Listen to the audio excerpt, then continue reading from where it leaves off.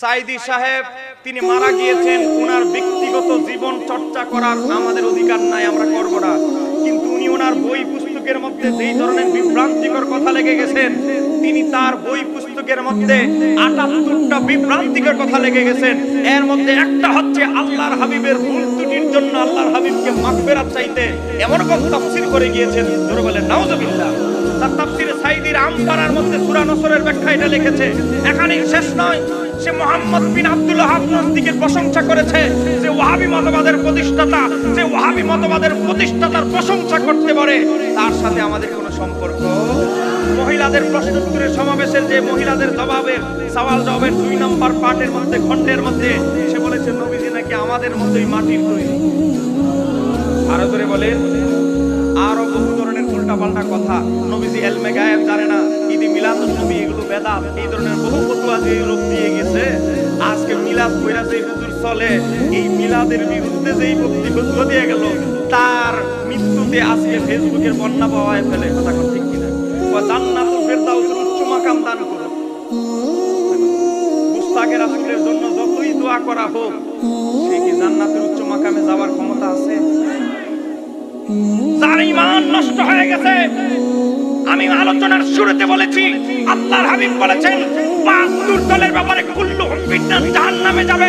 মনে রাখতে হবে, যত বড় আন্তর্জাতিক মুফাসসির হোক, যত বড় নামের আগে বড়, যত বড় আন্তর্জাতিক ডক্টরেট ডিগ্রিধারী হোক, তার আকীদা যদি নষ্ট হয়ে থাকে, সে যদি ৭২ দলের কোন আকীদার সাথে তার সম্পৃক্ততা থাকে, মনে রাখবেন কোন বড় হুজুরের দোয়ায় সে জান্নাতে যাবে না। আল্লাহর হাবিব তাকে সার্টিফিকেট দিয়েছেন। তিরমিজি শরীফের 2641 নম্বর হাদিস, আল্লাহর হাবিব বলেছেন কুল্লুহুম ফিন্নার, কুল্লুহুম ফিন্নার, সে জাহান্নামে যাবেই যাবে। কথা বলেন ঠিক কিনা? আরো জোরে বলেন ঠিক কিনা? আজকে মনে রাখতে হবে, যে আজকে সাইদি সাহেবের আকীদা সুন্নি ছিল, এর কোনো প্রমাণ আছে? জোরে বলেন আছে? সে খাজা গরিবে নামাজ থেকে শুরু করে আজকে সে খাজা গরিবে নওয়াজ শাহজালাল ইয়ামানির বিরুদ্ধে বলেছে তার হাসরের ময়দানে কোনো উপকার করতে পারবে না। আমার কাছে ভিডিও আছে। আবার নিজেই বলতেছে আমি জানি না আর কতদিন বাঁচবো, আমি তো মরে যাব, তবে আল্লাহর কাছে আমার একটা আকাঙ্ক্ষা, আল্লাহ হাসরের ময়দানে জান্নাতে আমার পাশাপাশি আমার যারা তাফসীর কইরা তাফসীর শুননা যারা আমার আশিক ভক্ত হয়েছে, তাদেরকে তুমি আমার পাশে রাখিও। তাহলে এখন বলেন, নিজের পাশে রাখার জন্য, শাফাত করার জন্য, নিজের কাছে রাখার জন্য আল্লাহর কাছে ফরিয়াদ করতেছে, আর এই দিক দিয়ে বলতেছে খাজা গরিবে নওয়াজ শাহজালাল ইয়ামানি অমুক আল্লাহর ওলি হাসরের ময়দানে কোনো কিছু করতে পারবে না। আল্লাহ সূরা ইউনূসের ৬২ নম্বর আয়াতে বলে ওলিদের কোনো ভয় নাই, আর আমার ওয়াহাবী ভাইরা বলে ওলিদের নাকি কোনো হুঁশ নাই। জোরে বলেন নাউজুবিল্লাহ। আল্লাহ সুবহানাহু ওয়া তাআলা আমাদের যুবক তরুণ ভাইদেরকে আকীদা বুঝার তৌফিক দান করুক। সবাই বলেন আমিন। আজকে যদি শেরে বাংলা রহমাতুল্লাহ আলাইহি থাকতো, আজকে আমরা বুঝতে পারতাম আকীদার কঠোরতা কি জিনিস। কথা বলেন ঠিক কিনা? এই খন্দকের জমিনে শেরে বাংলা রহমাতুল্লাহ রক্ত ঝরিয়ে দেন, নিজের পীরকে পর্যন্ত ছাড় দেয় নাই। কথা বলেন ঠিক কিনা?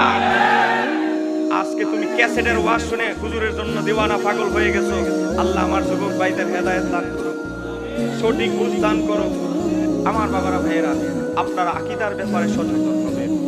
আকীদা যদি নষ্ট হয়ে যায়, তাহলে আপনার সারা জীবনের আমল কোনো কাজ আসবে না। সার্টিফিকেট অটো আল্লাহর হাবিব দিয়ে দিয়েছেন কুল্লুহুম ফিন্নার, ঢুকে যাবেন জাহান্নামে। কথা বলেন ঠিক কিনা? সময় কম, আমার লিখিত 2টা বই আছে।